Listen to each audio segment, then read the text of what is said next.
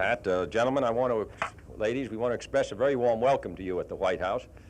I think it's most appropriate that you should visit here. This house belongs, well, we're in residence temporarily. This house belongs to all the American people, and I think it symbolizes some of the best of our history. Some of you who may be Democrats will be interested to know that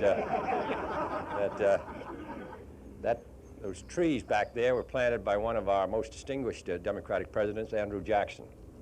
And this house, these grounds, and I hope you have a chance to look through the house, are filled with recollections of great moments in American history. I'm delighted to have you here because you and I, together, are attempting to, in the 1960s, to make it possible for our country to meet its responsibilities to our citizens at home and abroad, and also to make it possible for those who come after us to be the beneficiaries of our actions.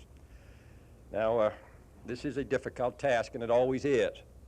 Nothing which is important, nothing which is progressive, nothing which is new is ever accepted by those who look back to the past, who wish to stand still, who oppose every program which seeks to improve the lot of our people.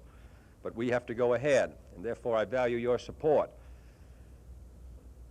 What we are attempting to do is to provide for a legislative program plus monetary and fiscal policy which will prevent the recurring recessions which particularly marked our economic life at the end of the 50s.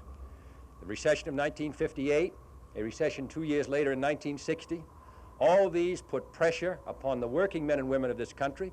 It puts pressures on the trade unions. It makes it more difficult to negotiate and bargain collectively. When you have a pool of 5 million people out of work looking for jobs, it has a depressing effect upon the entire labor market and therefore a depressing effect upon our economy. And therefore, since we've been here, we've attempted to put forward proposals dealing with minimum wage and assistance to children and doubling the amount of food which nearly 6 million Americans in this rich country of ours must depend on every month to live. Trying to change our tax structure so that the economy is stimulated, so that there'll be more jobs.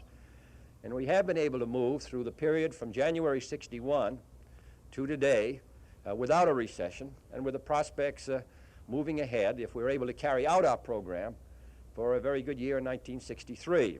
So that we want you to know that while the battles may be somewhat quieter than in Washington, in some ways, than they might have been in the early 30s, but nevertheless what we're trying to do is to carry on the concept of the federal government meeting its responsibilities to keep this economy of ours moving ahead. And that's what we're attempting to do. That's what we're trying to get through the Congress. And we win or lose by 3 or 4 or 5 votes. Now, everything that we do there, everything we're able to do down here, has a direct impact on your membership. Your people work when this country is prosperous. Your people get paid well when this country is prosperous. Your people go out of work. Your people aren't paid as well when the economy is on the downturn. So we're going to do everything we can to keep it on the upturn. But we need the support of your membership and of you and others in the trade union movement who in the last 30 years have supported progressive policies and who can look back on 30 years of struggle and have found their judgment justified in the things that they supported at home and abroad have really made it possible for us to live as we've lived in the last 15 years. So I'm very glad to have you here. We've got a lot of unfinished business in this country, north, south, east, and west, and we can accomplish the job that we have before us, not just those of us who happen to sit here or in the Congress, but all of us working together. So I'm delighted to have you here this morning.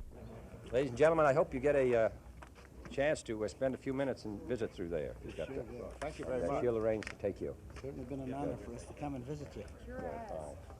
Lots of luck to you. See a good picture in there of Harry Truman and Franklin Roosevelt. Good. Harry.